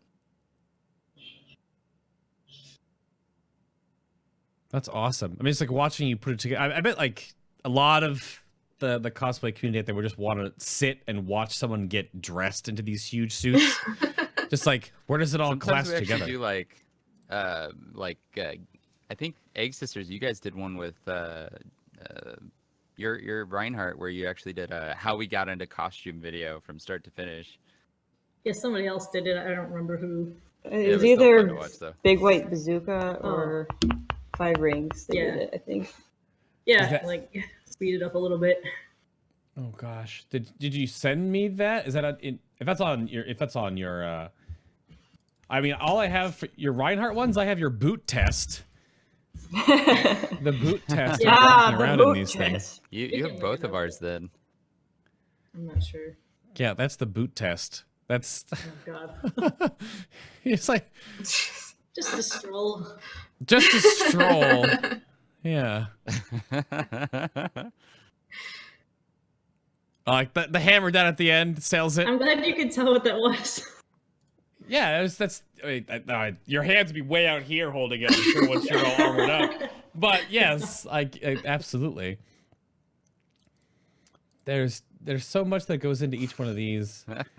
Is that on? Yeah, if that video, I don't think it's on your Facebook as a Facebook video, but if that's somewhere, that'd be really neat to watch, because that's probably half of the learning how to make cosplay for those that are aspiring to do it, is watching people that have put it together, like, get in, and how they've created and how they clasp and how much help they need and how long it takes to get in and get out of some of these outfits. And some obviously can be way different than others. So even for just your rogue, Dana, you had to get like your whole face done, and that's how many hours did it take to do your face? 6. Well, I think it was 6 hours of makeup with the prosthetic and all the makeup, and another hour to get in the armor. It was nuts. Right. It looks cool, but it's quite the investment. Yeah, because you're wearing a full eye, cheek, nose setup for all this. For just that. And that's a totally different type, because that you put that on once, and if you want to put that on again for another convention, then that's a whole other sitting. You're like an actor sitting waiting for his role, in a movie. Yeah, it'd probably go faster if, the more you do it, the faster you get. But like I see these people doing movie makeup, and they have like 3 or 4 people doing it at a time. Oh yeah, and that would be nice. But it's just us. So. it's just us. So we have to do everything. Yeah, there was one. There's so many pictures that I'm trying to like scroll through to bring up on screen here. And cosplay handlers are amazing humans, and they should be thanked over and over, because they have to learn how. They didn't build these things, most of them. Whether it's your like boyfriend or your sister or your mom or whoever is being your handler, they didn't build it most likely, but they're willing to help you get in them. So they have to learn how you snap like everything into each other. And so my fiance has gotten really, really great and knows how to put my costumes together and get me in them relatively quickly. Mhm. My mother was my handler at BlizzCon this year, and she had to learn how to be a handler when she came the day before BlizzCon, and she had the hardest time getting my buckles on my harness like snapped to my shoulders and things like that. But over time, your handler kind of learns how things fit together and stuff. But they're amazing people who put up with a lot of crap, and they have to do a lot of work to get you in and out when you have to like use the restroom, and do it in a timely fashion. If you're sitting backstage at the contest or something, and they're like, all right, you got 5 minutes, get your stuff back on, you're going to go on stage. They have to know how to get you in it in like really quick amount of time. And some of these costumes have so many pieces, and so they have their hands full a lot of times trying to get you in and out of them. Yeah, I almost needs. That's why I wonder some of the as like a cosplay, I guess, troupe grows. Whenever you see them at a convention, you see this at BlizzCon a couple of times, where it's not even just one person in costume like walking. There's like a small little parade that follows them around, right? That like even if they're friends that are helping there, or they're cosplay handler, I suppose, in that regard too. Because then I think of Kaz, for example, who recently went and won BlizzCon for Hogger, and I know that Frosty only did one day when he was Greymane, and they flipped. So then she was Hogger, and they both handled each other when they were going, because you can't do that much costume by yourself. There's just no way. Once you just step a up, basic costume, you need right? someone there. Someone to carry all your stuff, or if you need someone to take pictures, if you want pictures with people, or even the simplest things, like just because you're wearing gloves, sometimes you can't use your phone, and like you can't, it's just like little things like that. Like sometimes they have to, put a straw in a drink and feed you, basically. Like they have to like be your hands. A lot of times my handlers end up having to be my eyes, because I do those large shoulders, or like Chromie's wings, even though they're not the hugest wings in the world. Like I have, in Master Chromie, I can't turn my head because of the size of the shoulders and the size of the buns combined. They block each other. So right. I can't turn my head. So if someone is behind me wanting my attention for a photograph or just to talk to me, but they're standing a little bit too far back, I can't see them. So and when I'm trying to go in doorways, especially with Chromie, and I know everyone who's done a Reinhardt has these kind of issues too. Like if you're trying to maneuver through certain areas, you need direction. So like I have to do these like weird 3-point turns with Chromie, because not only do I have to go sideways because of my shoulders are wide, but I also have like 3 feet or 2 feet out my back with the wings. So I still don't fit through the door sideways. So I have to kind of back in and do like a weird little pivot turn. Yeah. It's like, but I can't see what I'm doing. So your handler and the people with you have to help guide you and be your eyes and your hands and hold your phone and get you food and drinks and give out your business cards, things like that. No, that's definitely a wild ride. And I'm sure. So what's this is kind of a maybe a little bit too on the nose of a question, is getting it all finished and getting it done and donning it for the first time more of a cathartic feeling, or after your first trip out and when you come back and you take it all off? Because then you've done it. Because I don't know who, because I'm looking at these pictures. Where is this picture of you with the headdress on and everything? You guys have to go to their Facebook pages and their Instagrams, because there's so many pictures behind where you're just like, they got into all this stuff. So I can't even imagine. Even though I don't know, like the larger than life one, like Hoku, when you get out of Reinhardt, just open up and you just like step out of it, you're like, all right. My Reinhardt's actually incredibly easy to get into.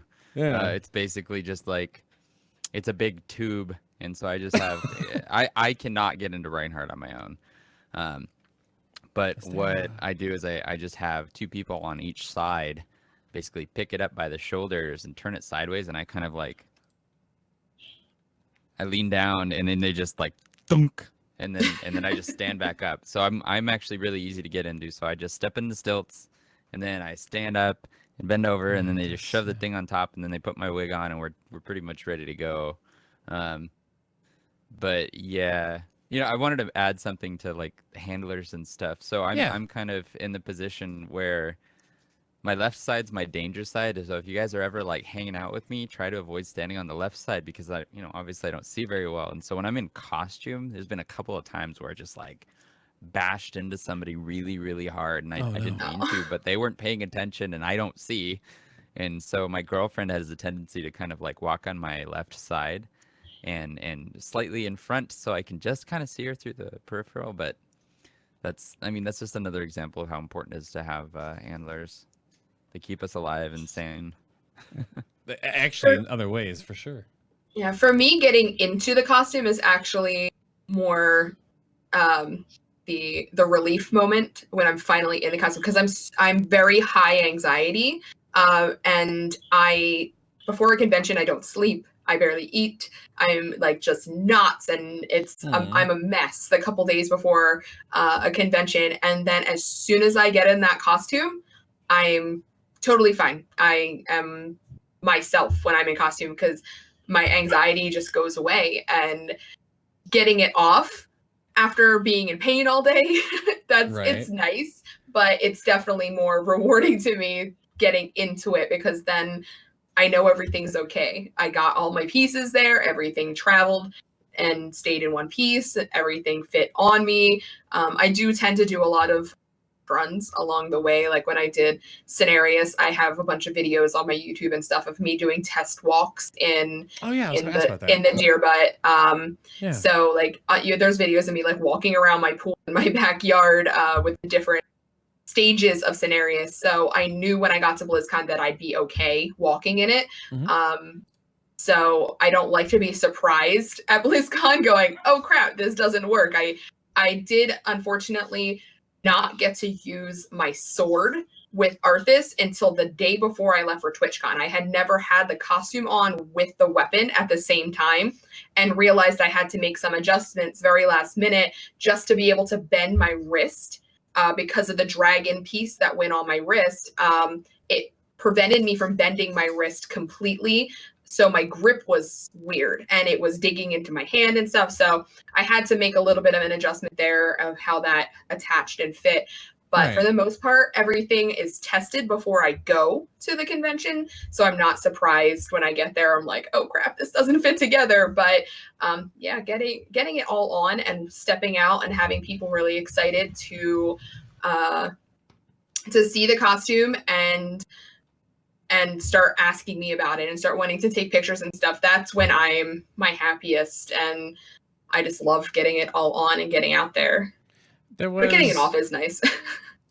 I wanted to go back because there's different parts of cosplay that, between putting on the facial prosthetics like Dana did for her rogue, or getting into the larger than life cosplays that you guys have built, that you're standing inside these huge armor suits.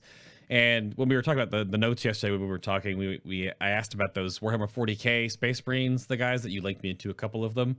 But then, I mean, Hoku talked about it, but I just want to make sure that the audience, I'm sure they've been wondering.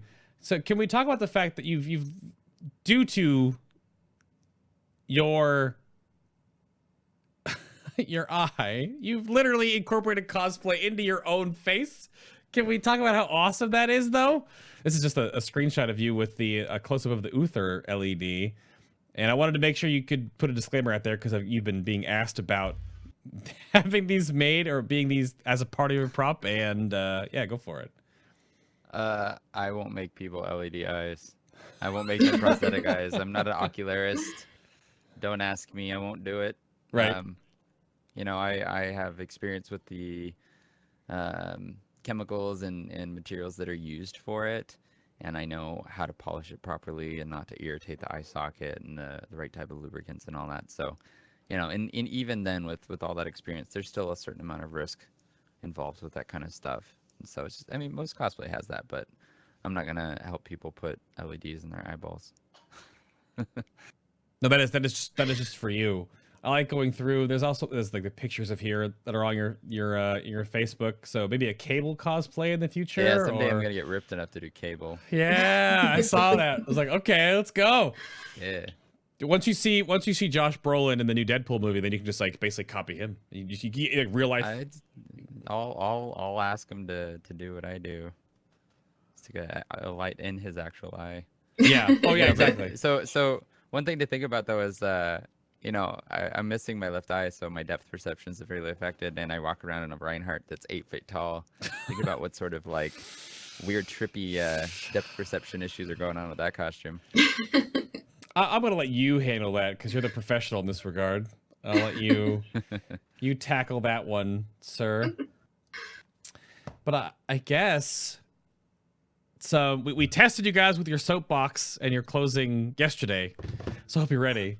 Oh. But I have a on the real show we have a question about this. But I mean, Sparkz, do you have anything you want to close with? Anyone you want to thank or shout out to? And then the question I pose is, where will fellow nerds out there see you next? Do you have anything you're prepping for on the horizon that you're going to be attending? Well, everyone can find me on Twitch most weekdays at Twitch/LittleSparkz with a Z at the end. Also, most of my social media is LFG, and right now I'm working on my subvote cosplay of the Genie Chromie. I should be done that sometime in the next month. It's not a very complex costume. So after that, I will likely start with my BlizzCon project, which is the Ice Storm Mantle Malfurion gender bend from Heroes of the Storm. So I'll be getting myself started into that for BlizzCon next year and streaming all of it on Twitch. I have promised people that I will start doing more tutorials. Mm-hmm. So one of the things I get asked most is, how do you make a centaur body that walks? And so I am planning that over the course of this next year, I'm going to be making another centaur body and documenting the whole thing. So I can actually do tutorial videos so people can now have somewhere to go to see a step-by-step of how you start planning that, how you start figuring out how big to make it and all that kind of stuff, how you wire the pulleys and all that kind of stuff. So yeah, Twitch is a great place to come hang out with me and ask questions. And I pretty much stream like Monday through Friday around 11 Pacific to, I don't know, 4 or 5 some days. So awesome. It's a great place to hang out. The Egg Sisters, you guys both have things you want to... Oh, gosh. Throw out Who, us? Some, yeah, maybe. I don't know. No, I got you guys if you need it. Yeah. Hoku will just plug yourself for yourself. Yeah. We're on all the social media things. I guess we post a lot on Instagram and Facebook. We do stream periodically. We do not have a schedule since we live a bit of ways from each other. We normally will stream maybe Friday night, Saturday, and Sunday. If we're on something, we're talking about maybe trying to stream during the week, satellite locations, and just Skype each other. But be tested. Has yet to be done. As far as future projects, I think we're hoping just to do something for BlizzCon for our next big one. We want to be able to spend the time we want to spend on it. So we're going to learn how to do maybe a live cast. So we have a base for our monster suit, whatever that's going to be. Oh. And see about Twitch streaming that. Yeah, we're trying to get Bio Cosplay. Cosplay to come over. Our next convention is C2E2, which is in Chicago. That's in the springtime. Probably So- May-ish time.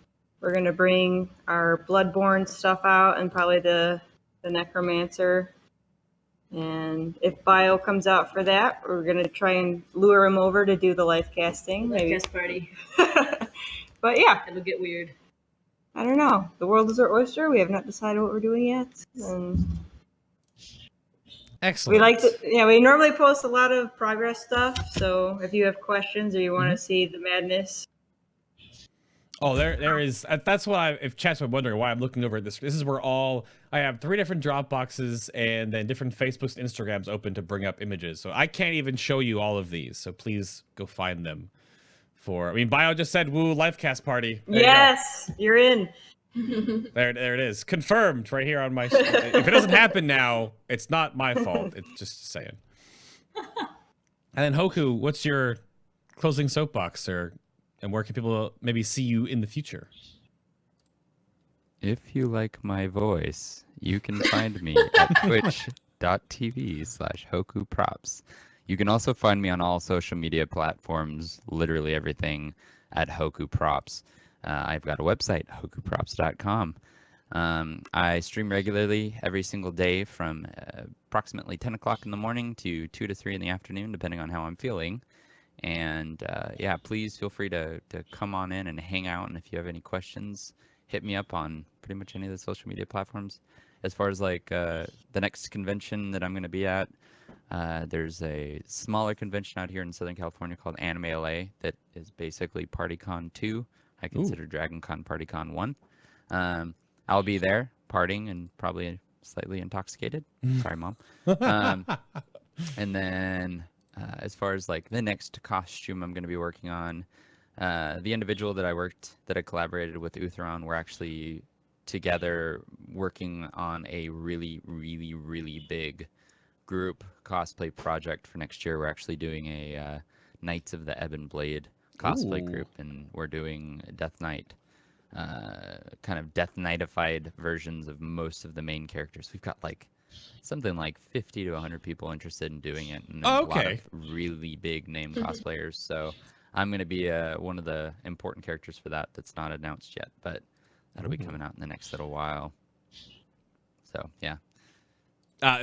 Any Death Knights will be interested in that. Is that penned for next BlizzCon, you said? Or yeah, that's for next BlizzCon. So we're gonna probably have better start soon. we really want to have like, well, we've already started, so we really want to have, you know, like 50 different people competing in the costume contest with Death Knights. It'd be pretty funny. Wow. That sounds awesome. Well, best of luck to that and all of your future endeavors. I want to pull this back over here and hit this button. There it is. So thank you all. Yeah, there's the woofs as well. So thank you all very much for watching episode number 156. This was the Cosplay Spotlight. And I might do more of these in the future, some months down the road, some like middle of the summer with some other cosplay folks, just because there's so many different names and faces in this huge expanding world that I want to just get different opinions and out there. And as the show evolves and covers different things, then that'll be on the horizon. But again, in reverse order, there is Hoku. Again, Hoku Props. You can go find him. That's his Twitch stream, where if you like his voice, not if you like your props, but just your voice, Hoku, huh? Just the voice? Just the voice. Okay, that's fair. I accept it. Stay a while and listen. I think we call him the Experience. The Experience. There are the Egg Sisters at egg_sisters_cosplay on Twitch. And then all their relevant social media. Just Google them up. I had to do my research. They don't have changed names like I do, so go for it. But Dana, Courtney, thank you very much for your time today. It was a pleasure. Thanks for having us. And there's Little Sparkz. Also, again, Twitch at Little Sparkz, or add an LFG to it if you're looking at other places like Instagram or Twitter. But Sparkz, it was awesome to have you out sitting down here. Good luck with. I mean, you didn't giggle too much after the intro. We got there. We got there. We did it. Yeah. But thank you for your time today as well. It was awesome. Thank you. And then again, my name was Adam KKB. I run this little shindig. If you've missed the show, check it out on YouTube or the audio-only versions, iTunes, Stitcher, Google Play, and some other ones in the future. Check out the BlizzCon coverage I just recently did. The post and pre-BlizzCon shows are, of course, already online. Taliesin, Evitel, Bellular, Preach, Novel. Go check that all out. Next week's show is most likely going to be one of my like year-end wrap-up, just myself and chat talking for about an hour, hour and a half, or 7 hours, depending on how long we talk. Just going over stats and upgrades and changes and getting feedback directly from you to me. So tune in for that next Sunday. But until then, everyone, usually, of course, in World of Warcraft, you trust in your Seal of Artifact power. Get to 75 traits, or go check out the resources, of course, in the description if you have curiosities about cosplay. There's going to be a huge list of them. I have them all right here, and they'll all be there for you. But thank you very much for watching, everybody, and until next week, bye! Bye-bye! Wave! Wave bye, nice people! Wave bye! Wave! Wait, Dana, Cordy, wave. Come on, yeah, Dana, come on, you can do it. I believe it. That works too.